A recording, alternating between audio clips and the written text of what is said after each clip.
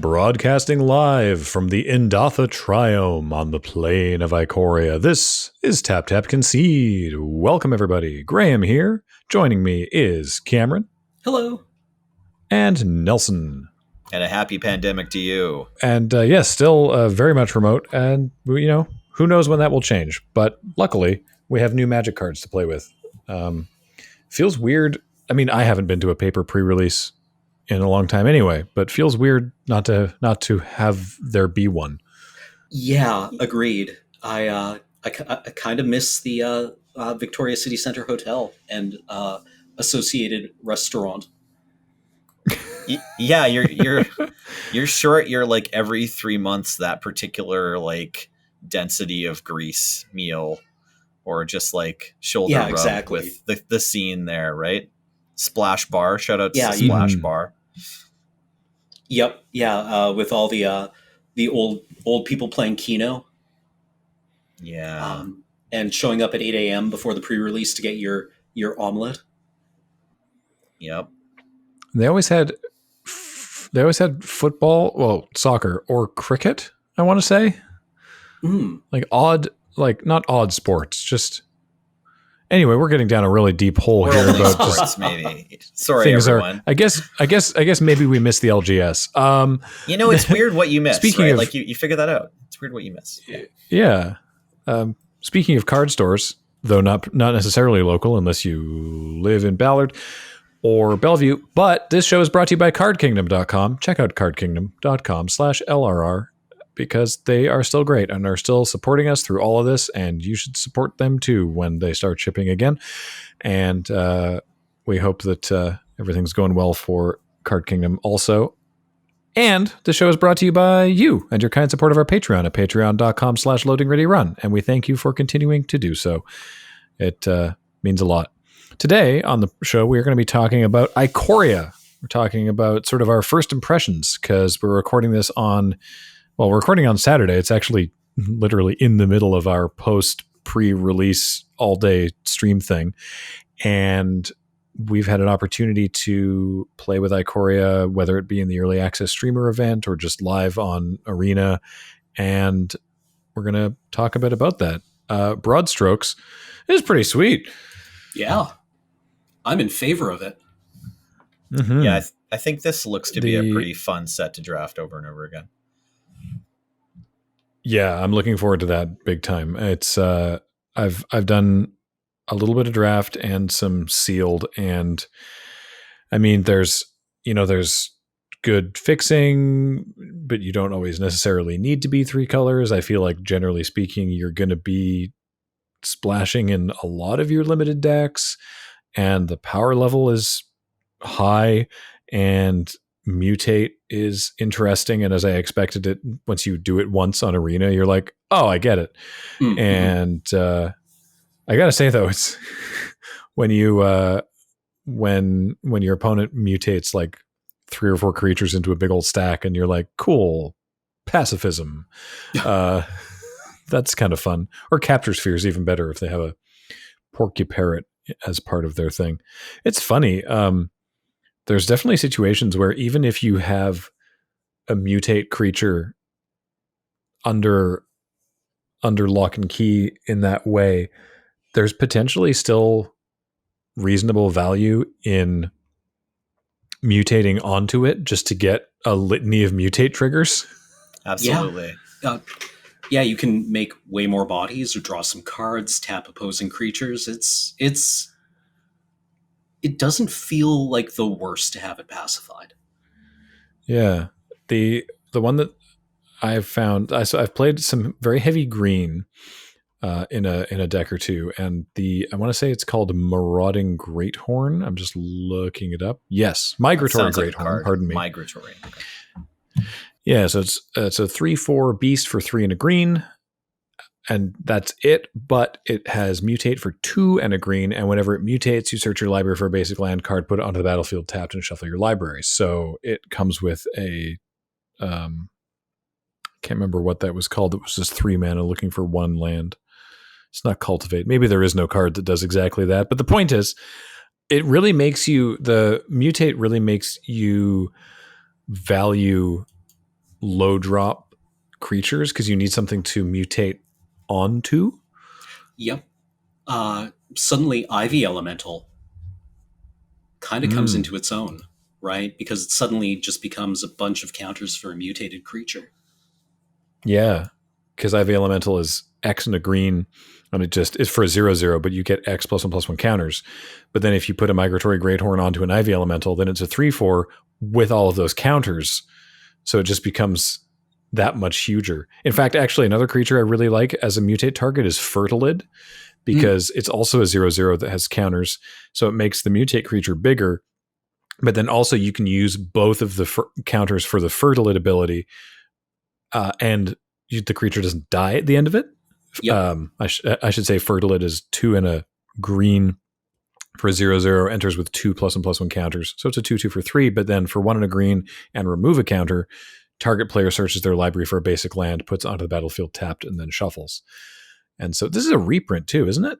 Yes. Fertilid, this honestly, was originally... Yeah, either I want to say Time Spiral Block or Lorwyn or Ravnica. Morningtide, yeah. Lorwyn, okay, great. So Fertilid, just a really solid limited mana fixing card in general, even without synergies to get more +++ encounters on, or like the mutate synergy. But definitely, I agree with you. Works well with mutate. Mm-hmm. And you know who's great? The almighty Brushwag. Honestly, just having a low drop creature that has trample is in the green decks is a great target for later mutate, because it just by default having trample, it puts in work. Yeah, agreed. Also, that activated ability, like if you've got some half step to get to the point where you can pay 8, like and mutate is exactly that, then that really makes the card shine as well. Obviously, not much to look at first. Like, oh, they put a bunch of abilities on this 1/1 for 1. That's irrelevant. But then, yeah, certainly in the matches turns out not to be. Mm-hmm. Have you found, speaking of having trample naturally, how have you been finding ability counters? They're a bit surprising. Go ahead, Carl. To be honest, I have found that I have a hard time keeping track of them all, even in Arena. Well, I mean, only in Arena so far. But it will take a bit of getting used to. I don't anticipate it like being a sticking point, but remembering that like a white creature whose ability set you are familiar with suddenly has Death Touch, that's just a little bit more mental bandwidth to take care of. Mm-hmm. Yeah, I totally agree with that. And I've found the interface, like the GUI for the counters on Arena, to be a little less. I mean, it's clear like there's a counter, but then you can't really find out what the counter is without mousing over it unless it's flying. So or hexproof. I guess hexproof too. Yeah, and I suppose there's a slight visual effect for trample as well. But with Ikoria, they rolled out a big sort of graphical update to Arena in terms of streamlining all of that, making the counters take up less real estate per card, knowing that cards would very easily have many ability counters. And so yeah, now you often end up in a situation where, because people were asking when we were on stream the other day, they're like, what's the counter that's just 3 dots? And I'm like, that's an ellipsis. It means there's more. And they're like, oh no. That's pretty funny. Yeah. I do like that there's a shorthand for mutate with the crystals around the card. So it's, you can tell it's like, there's definitely more to this card. And you can, if you're playing on Arena and you right click on cards, you get to see the full big version. And in the last update for Theros, they added that when you right click on it and see the big version, there's an option to look at the printed version, so you can see what game state changes have happened. If like there's an anthem effect or something, you can look at the original card. And so in the case of this, if you right click on a mutated card, it'll tell you what the card is currently, and it'll just be this litany of keywords and abilities and stuff. But in there, you can click view all mutated cards, and it'll sort of explode out, not in some sort of fancy way, like a diagrammatic explosion. It'll show you all the cards that have gone into this mutate stack. If you're curious, sort of like, where did it get that ability from? Oh, that thing. Okay, that's bad. Okay, that's quite friendly then. Mm-hmm. Yeah, it's nice. And the counters have been real good. The mentor cycle is, I think, really interesting. They're humans. Let me talk about the green one, Hornbash Mentor. So it's a 3/3 for 2 and a green, human warrior. When it enters the battlefield, you put a trample counter on a non-human you control. And then for 2 and a green and tap, you put a +1/+1 counter on each creature you control with trample. Very, very frightening. Yeah, and the red one gives menace, the blue one gives flying, and yeah, so they're all humans. They all put a counter on a non-human, and then they all tap to put a +1/+1 counter on any creature that has that ability, be it by a counter or naturally. So there's a red-black deck that just is like menace matters, which is it's scary. It's really, I think I'm pretty sure James put that together in the early access event, and it was like, wow, there's too much menace. We're gonna die. It was Menace a is one lot. of the ones that can get away from you when you have it on like 3, or when your opponent has it on like 3 or 4 creatures, right? So you're in trouble. Yeah, like newsflash, this just in, menace already does matter a fair bit of the time. Then when you have these lords just like pumping up your menace creatures, like menace is one of the ones I think for limited, maybe not so much constructed, but in limited, when you have a menace creature, its power and toughness are probably like a little more precise, like according to the mana cost, than for creatures without menace, even creatures with flying, because like flying blockers and reach blockers are sort of prevalent in the game. There's like a bit of a natural thing we do where we prioritize flying defense, but you can't really do that with menace. So yeah, if you just give a menace creature +2/+2, that is big game. I guess the other big ability or mechanic is that cycling is back, and I forgot how much I love cycling. Oh, I in my matches, I have kept some very loose opening 7s. Oh yeah, and that's the thing, is that they're not actually loose. No, well, right? Yeah, as it turns out, like you can just. Sometimes you get there naturally, and other times you're like, I think I'll cycle this card that isn't working for me and draw into the perfect card. Like, let me talk to you about my best friend, Greater Sandworm. I would say greatest Sandworm. It is it's 5 green for a 7/7. Also can't be blocked by creatures with power 2 or less, which is not irrelevant.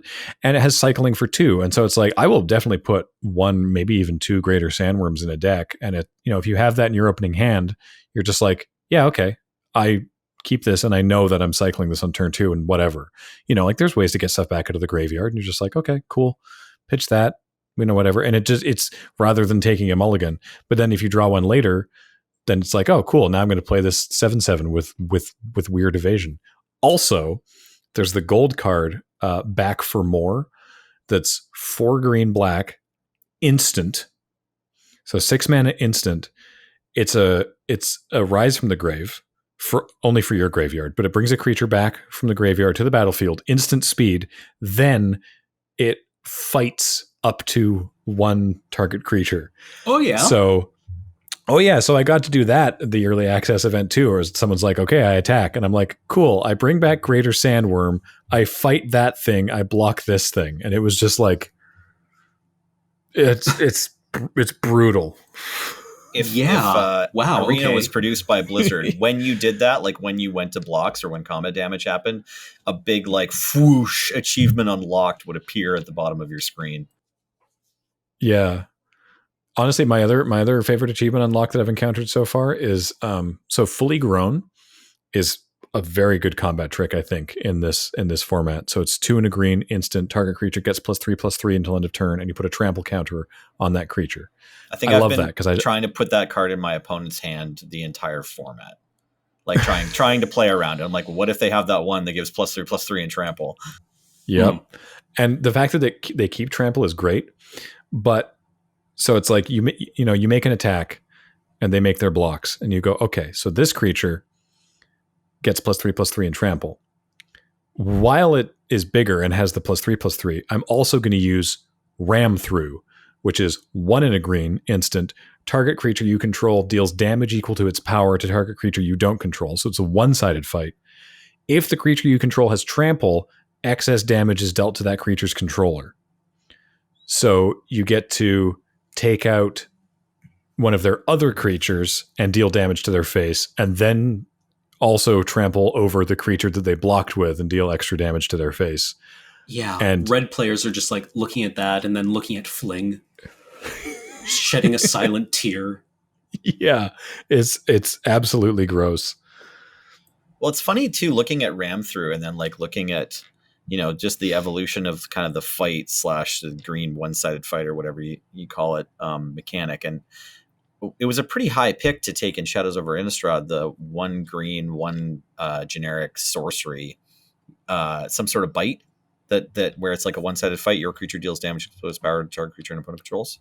Rabid Bite, yeah. It's just Rabid Bite, right? And so now ram through, you get an instant, and you maybe get damage to the face. So I wonder if in like a later set, we're just going to see 1 green mana sorcery prey upon, except your creature doesn't take damage. But yeah, ram through is real good. Mm-hmm. I guess I haven't had much experience outside of the colors that I've mentioned. Well, I played a little bit of black. Actually, wait, now I remember. Serrated Scorpion is loads of fun.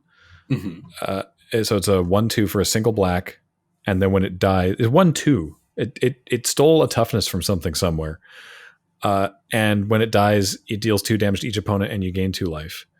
Right. And this is one I look at and I'm like, has death touch. Better not attack. I've definitely put some death touch counters on it, I tell you what. But yeah, it doesn't actually have death touch itself. But so that one, and then Boot Nipper, which is 1 in a black for a 2/1 that enters the battlefield with your choice of a death touch counter or a lifelink counter. And I think 98% of the time it's always going to be a death touch counter.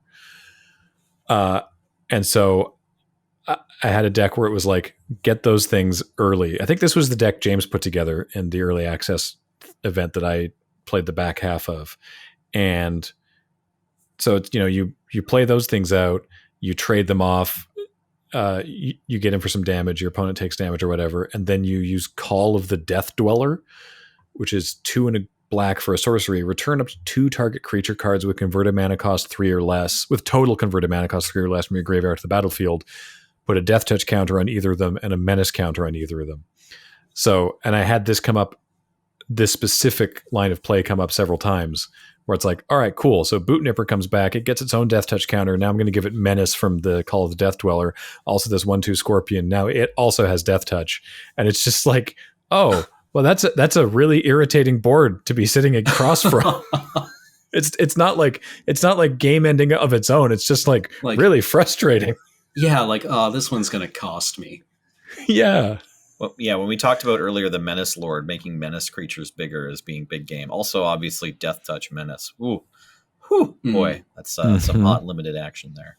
Yeah, I'm expecting to die to like some Death Touch trample shenanigans. Mm-hmm. While we're talking about black cards, I do like that Call of the Death Dweller. We've seen that in Constructed a bit, like in some standard decks. The Rakdos Sacrifice deck can play it, or any of the black. Oh my gosh, I guess it can't it? Yeah. And I think it might even be good enough. We brought this up on stream last night, but I think maybe Cameron's deck wants to play it for Canadian Highlander. Yeah, I could definitely see it. I just think because Blood Artists and Sacrifice Outlets, you have them that cost 2 and 1 mana, right? So it's like you can definitely get a lot of value out of this 3 mana card. Agreed. Yeah, because Blood Artists spend most of their time in the graveyard. Unfortunately. Yeah, like it's nice for your deck to have some reanimation cards. Like you I think already play the irregular Unearth, and maybe you've checked out Claim to Fame or some similar stuff. What was the one from Battle Bond that returns everything that died this turn? Right. What is that card called? Are you playing it right now, or you thought about it? Or I tried it and it was too expensive. This at 3 mana, though. this, yeah, Yeah, I actually, think I might be maybe the real don't even deal. maybe don't even hate the card Reanimate for your deck because it's just only 1 black mana. But let's True. return to limited talk. I want to talk about another black card that I enjoyed, Memory Leak. It was just cast against me, but I really like the design of this card. It's a sorcery for 2 generic and a black, and it's Thoughtseize. Target opponent reveals their hand. You choose a non-land card from it, from that player's graveyard or hand. That added the same sort of clause that Agonizing Remorse has from Theros. There's a lot of like kind of casual graveyard exiling these days. And yeah, then you exile that card. So a really powerful hand attack spell that also deals with 1 card from the graveyard and has cycling for 1 generic mana. Normally in limited, you feel a little awkward including hand attack spells in your deck because if you get into top deck mode, a lot of limited games, just both players are in top deck mode. It's blank. But this one, you can at least rebuy for only 1 mana. So really, really strong, playable card, I think. Maybe still not a really high pick in limited, but I like to see it.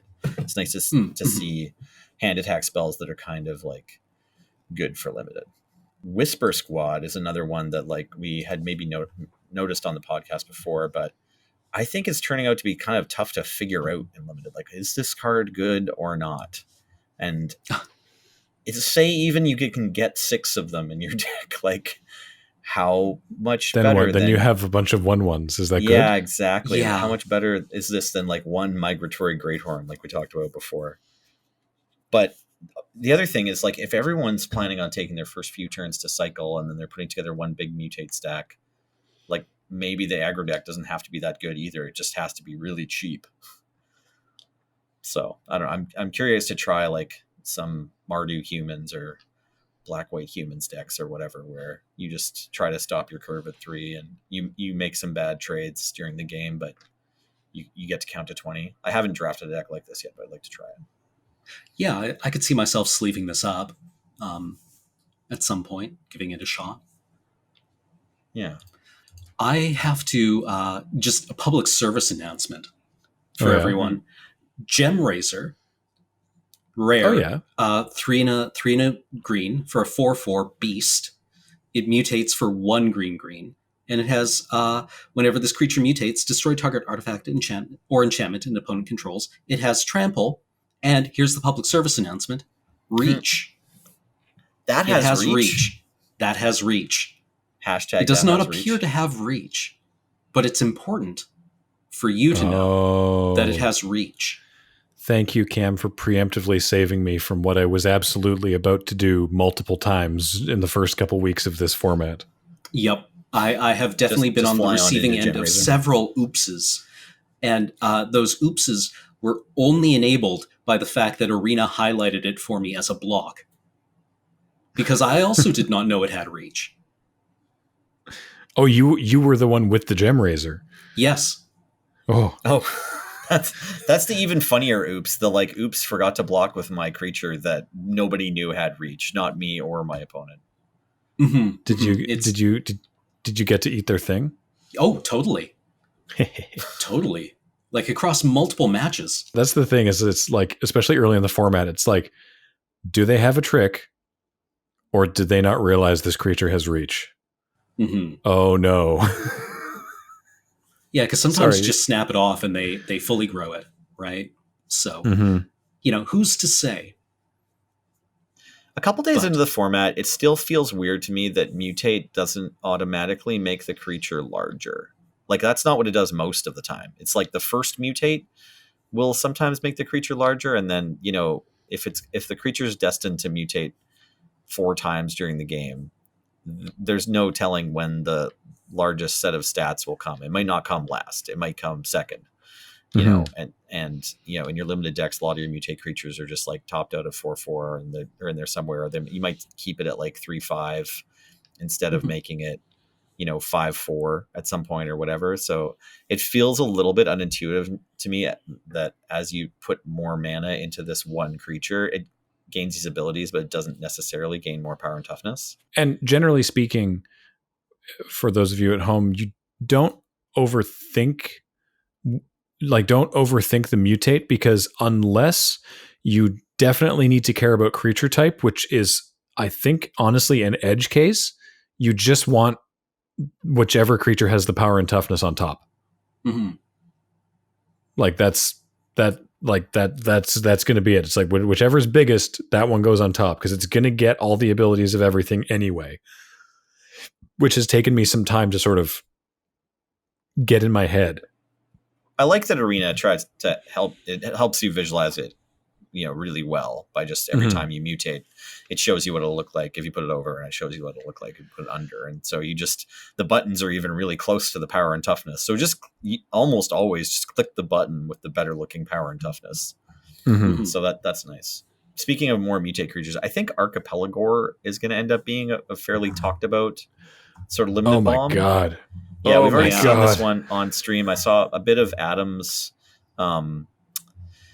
early access event. Like before I could get onto early access, I watched some of him. Actually, he was playing against Alias V, and she had Archipelagor like on time, I think on turn 6, and then just like got a mutate off every turn or every other turn. And so this is 5 generic and 2 blue for a 7/7, or you can mutate for 5 generic and 1 blue, so you can mutate it down at 6 mana.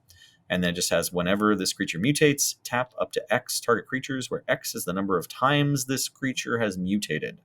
These creatures don't untap during their controller's next untap step. So this is like the sleep with a built-in overrun card. It's like an enormous Frostlinks that just keeps getting better at doing the Frostlinks thing. Yeah, or maybe it's sleep with a built-in, team of lethal attackers is an even better analogy, right? Like if you had a free sleep and a free overrun, but no creatures, you can make this happen. But this is just a huge creature that will cast sleep for you. So yeah, pretty fantastic card for a limited deck. Have you guys been impressed by anything else to the point where you think they're always first picks, or just sort of bombs, cornerstones of this limited environment? I mean, there's some obvious ones, right? Like I had a Luna. A Luna's a good card. Turns out a 6/6 flying trampler for 5 mana is good. I don't think anyone really needs me to tell them that, though. He's used to cost Symbiote. 6, yeah. Okay. Polywog Symbiote, though. This guy. This guy's a straight shooter with upper management written all over him, IMO. He's an uncommon. 1/3 frog for 1 and a blue. Rules text is, each creature spell you cast costs 1 generic less to cast it if it has mutate. Whenever you cast a creature spell, if it has mutate, draw a card, then discard a card. Note, you don't have to mutate it, right? You can just pay retail for a creature with mutate, and this will discount it. Ooh, interesting. Yeah, I don't know. I really like this guy a lot. You can also pay retail and get the loot trigger, right? Yeah. Yep. That loot trigger on not mutating is particularly attractive, I think, because one of the issues you run into when you are playing mutate is that you do want to go wider, but as soon as you make your second creature that, like, say you have a deck that's all mutate creatures, like probably a pretty good deck, but you might run into the problem that you need to spend 1 turn making a second body and you don't get any triggers that turn. So you just have to take a turn off from being fancy to just add another creature to the board. And you kind of might be relying on one of your mutate triggers happening as often as possible. And so I like how this Polywog Symbiote says, okay, well, if you don't get any mutate triggers this turn, I can at least loot for you. Yeah, so that kind of takes the edge off. Another card that I'm intrigued by, and I don't know how it fits because I haven't explored this deck archetype very well, is Of One Mind, which is 2 and a blue for a sorcery. Draw 2 cards. However, it is discounted by 2 generic mana if you control a human creature and a non-human creature. So paying 1 blue for 2 cards is pretty good. It's pretty good. But the human non-human deck is weird, and I don't know what to make of it. I think it wants to be in blue-red or in Teamer. But I'm not sure yet. And I don't know if anyone else has any thoughts on that. I think there's humans in all the colors.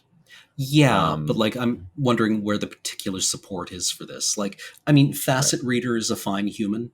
right? It's a merfolk looter. Mhm. Well, I mean, it's a bad merfolk looter, but Hmm. still, it's decent. the effect. Yeah. Yeah. And just like the 2 mana dork in green that can only be used for creature spells might also be acceptable. Humble Naturalist. Yeah, Oh, I yeah. like that card in general too. Mm-hmm. So I'm just wondering, like, how viable this is, right? Because, I mean, sure, you get a discounted card draw, but if you're just drawing more bad cards for your bad limited deck, right, is that worth? I would say it's usually worth. Yeah, I think so. And I mean, like, isn't it divination in the worst case? Yep. Yeah, and divination has always been good. I'm So just, yeah, I mean, I'm not sure you look of one mind and go like, that's fine as a divination. When you draft it, you're like, all right, got to pick up beasts and humans now. Let's just pick I up all think. humans. Yeah, I mean, I think in green, like you said, you're gonna have that the mana one, or you're gonna have some number of mentors, but like, I think that's I don't know. I don't think you push for that. I think that's an upside that sometimes you're like, ooh, this is only going to cost me 1 blue next turn, rather than, yeah. I So think yeah, that's the reasonable approach to it. Yeah, I agree with you. I don't know exactly where that deck exists, if it is in a specific color or if it's something that you ever find yourself really pushing for. Mm-hmm. And like we said, the mentors are all humans, right? And those are totally worth picking up. I'm just really looking forward to putting together some extremely bad decks that have very steeply discounted card draw. I want to talk about another mutate card that I had a couple of in a sealed deck, that I think is a very strong one. It's Trumpeting Gnar. So it's a 3/3 for 1 blue green, which is fine, but it mutates for 3 Simic. So that's important because that means that you can mutate it for 3 green if you're not running blue, or 3 blue if you're not running green. So you can put this in, like, this doesn't necessarily have to put you in green blue. Maybe you got an Evolving Wilds and you're running 1 island or something. As an example, whenever it mutates, did this with the mythics too. Yeah, go ahead. Sorry. Yeah, whenever it mutates, you make a 3/3 beast. Yep. And again, if you mutate again onto that same stack, then the mutate thing pops off. You know what's real fun? Mutating a Trumpeting Gnar onto a Trumpeting Gnar. Oh no, she didn't. Yeah, Mama's serving some serious macaroni. Yeah, we got to do that. Kathleen and I were playing at home. We got to do that. And it's just like, oh, why can't I hold all these beasts? So many Gnars. Okay, you guys, I need to take a hard segue here, a hard left turn. While looking over cards from this set, I just realized, because this probably popped it up in one of my drafts, but I just didn't care. But thinking about cards in the wider context, and if I can talk about Constructed for just a minute. Yeah, please. Blazing Volley has been reprinted. Oh. This is 1 red mana, sorcery. Yeah, Blazing Volley is the right name. It deals 1 damage to each creature your opponents control. And Pestilent Spirit from Ravnica Allegiance is not rotated out of standard. So if you want to, you can play this little cute Wrath of God or Plague Wind combo, which is going to gets through Dream Trawlers and gets through, well, not indestructible creatures. I'm not sure if there's a ton of those running around, but gets through any size creatures. I don't know if anything big is currently regenerating, but I know that there's some hexproof cards that matter in the format.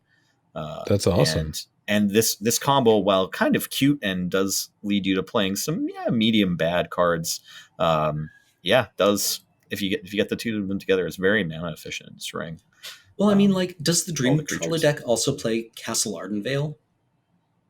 Yeah, sometimes. Will this help you scoop up a bunch of tokens if you get behind? And the Teamer Adventure deck plays Lovestruck Beast, as well as Edgewall Innkeeper. So yeah, I mean, this card, Blazing Volley, it's not necessarily blank all the time, but it is, it is a hashtag bad card. So And I mean, Pestilent Spirit's not much better either. You're 3/2 for 3 for a Menace Death Touch with this cool extra line of text about how now your instant sorceries have Death Touch.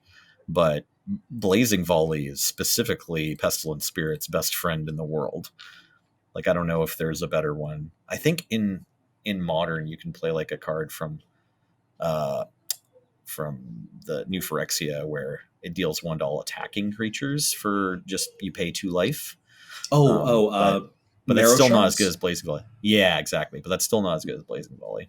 So I just noticed that while I was looking through the commons from this set and popped. Well, since you mentioned Constructed, you both were playing some Canadian Highlander on Friday Night Paper Fight last week, and you both had cards from Ikoria in your decks. How'd that work out for you?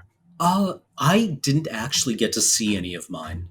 I was playing with Mothra, Luminous Broodmoth, which I took out, what is it called? Nightmare Shepherd, and replaced it with Luminous Broodmoth, who is a 3/4 insect for 2 and 2 white with flying. And it reads, whenever a creature you control without flying dies, return it to the battlefield under its owner's control with a flying counter on it. So, this will recycle all of my homies that leave a body behind when they die and bring them back with evasion. It's pretty decent, so they can die a second time. And the other one I was running was Bastion of Remembrance for 2 and a black. It's an enchantment that creates a soldier token when it ETBs, and it has the Blood Artist ability. So whenever a creature you control dies, it has a Blood Artist ability. Whenever a creature you control dies, each opponent loses 1 life and you gain 1 life. So it's not targeted. It gets around hexproof players, but it's only creatures you control, but it's not non-token. Yeah, it's any creature, and it's not a creature itself, so it's not as easy to interact with. Yeah, because people, when you're playing aristocrats, are not going to kill your early drops, right? Nobody's going to spend a card to kill Doomed Traveler. It's actively bad. So as soon as you resolve a Blood Artist, it's clearly the best target for any removal. So they generally don't last very long. But this gets around a few pieces of key removal. I played Sprite Dragon. Sorry, go ahead. Oh, go ahead, Cameron. Oh, I was just going to talk a bit about other cards I saw people playing, but yeah, please go ahead. Yeah, so I drew Sprite Dragon for my game 2 against Wheeler, and I had set up to play the very similar cards, like the exact same text box Merfolk from Ixalan, Deeproot Champion, I just remembered. And so then I played Sprite Dragon instead because it has haste, and played the Deeproot Champion on the following turn. But it's kind of neat seeing that, you can get the same effect that you get in 1 generic, 1 green for paying blue and a red, but then you also get flying and haste.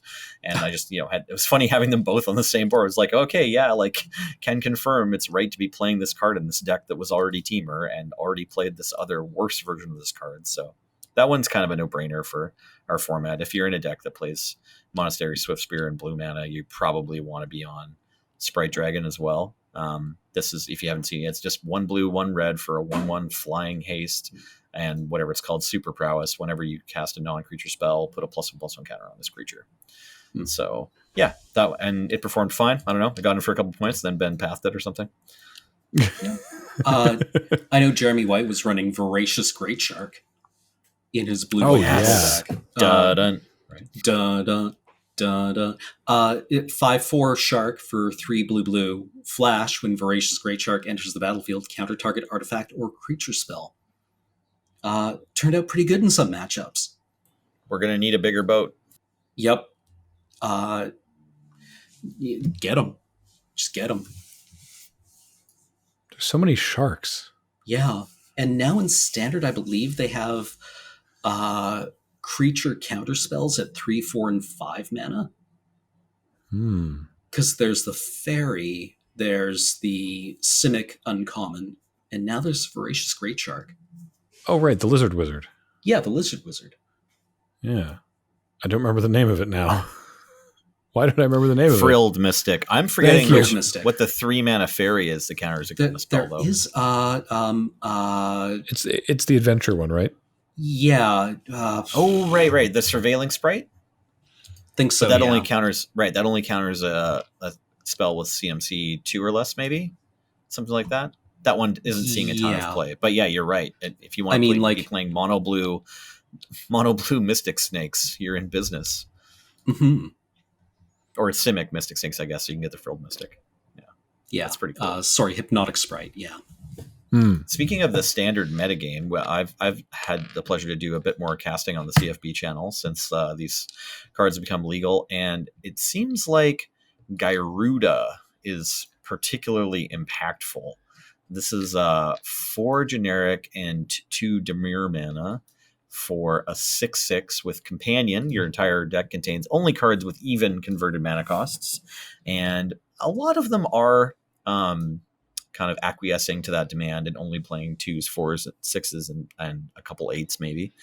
And then it has a triggered ability that says when Gyruda enters the battlefield, each player puts the top 4 cards of their library into their graveyard. Put a creature card with an even converted mana cost from among these cards onto the battlefield under your control. So among these cards means the 4 cards on the top of your library or the 4 cards on the top of the opponent's library, not any card in any of the graveyards.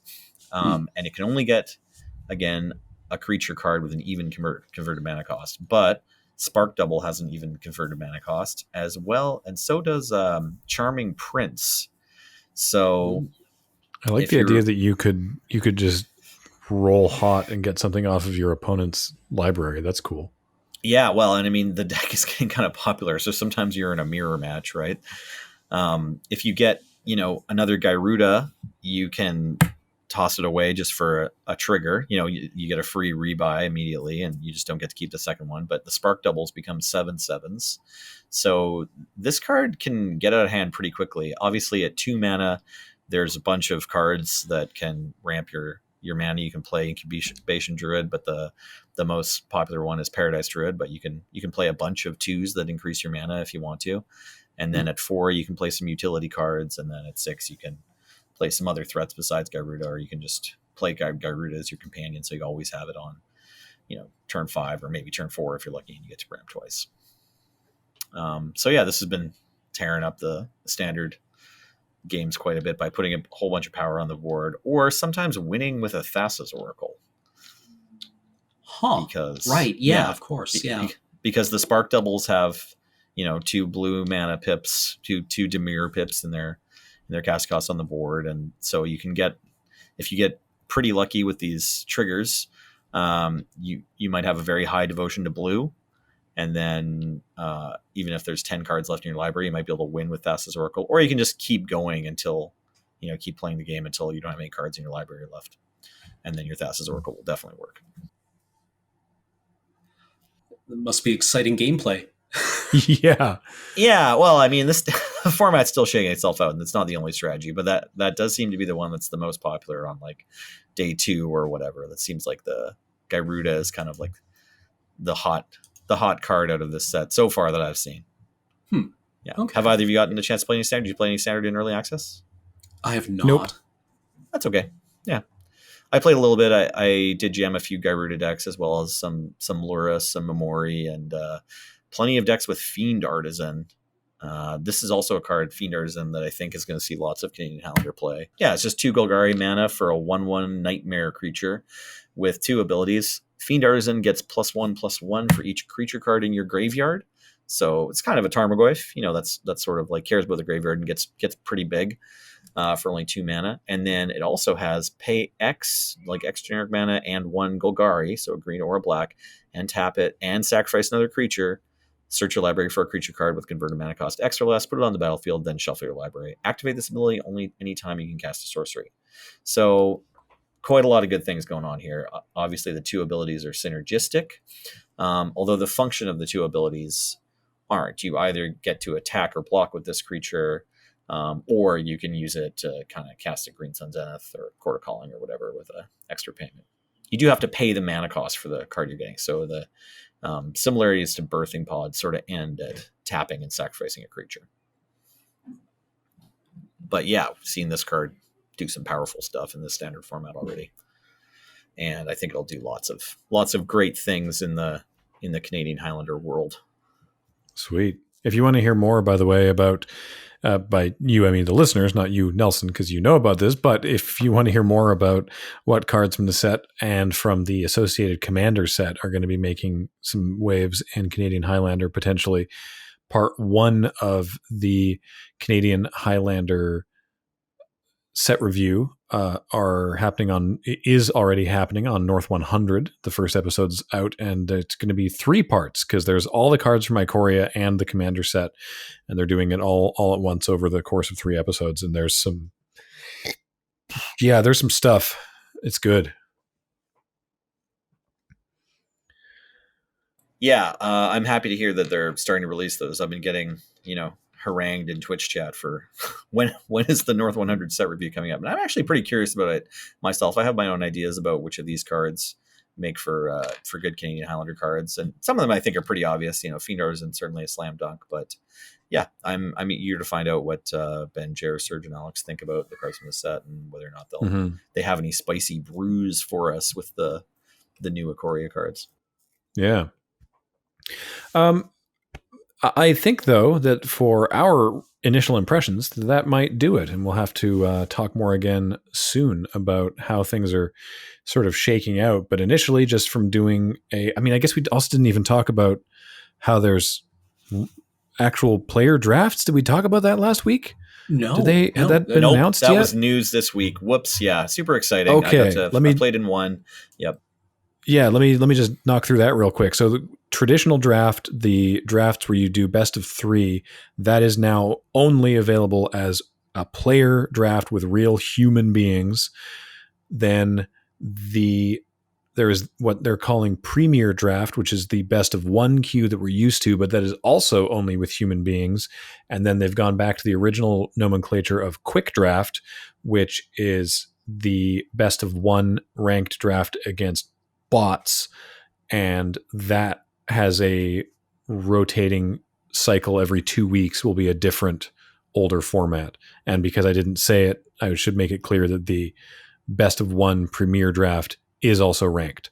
So the human draft against human beings is ranked. It's a pot of 8. The interface is really sweet. Obviously, you're timed on your picks. And then it's league play after that, so that you aren't necessarily going to be paired against people who are in your pod, but you will only be paired against other people who did a human draft. You will not get players who bot drafted playing against players who human drafted. Mm-hmm. And it's out. It's available now, and it's very exciting. They were like, yeah, we'll have it sometime in 2020. It's now, and everyone was like, wait, what? So shout outs to the Arena team, presumably working from home on this. Yeah, big props to the Arena dev team, and very, very impressed. Very classy way to roll out that announcement. Wizards has tried all kinds of different and sometimes been stymied in their plans for how to hype announcements, but lately it seems like the method of announcing an announcement coming up has been more popular, and I'm a much bigger fan of just like, guess what, we have great news and you get to enjoy it tomorrow. Like that was pretty cool. Big Half-Life 2 energy. Right. Yeah, happy to see these player drafts happening. Although hilariously too, they're more expensive to get in, and you also do, it's like as soon as you have the first chance to get into a player draft, you're excited for the picks to be different. But then also it's like, oh, I can't just get up. I actually have to wait for my opponents the other 7 people at the table to make their picks. If something happens, I'm locked to my desk to be a good sport, or at least have the draft deck I want. So I immediately found myself missing the bot drafts a little bit. Not like it's better when we only had bot drafts, but definitely I think my Arena diet will probably still include some bot drafting in the future. Yeah.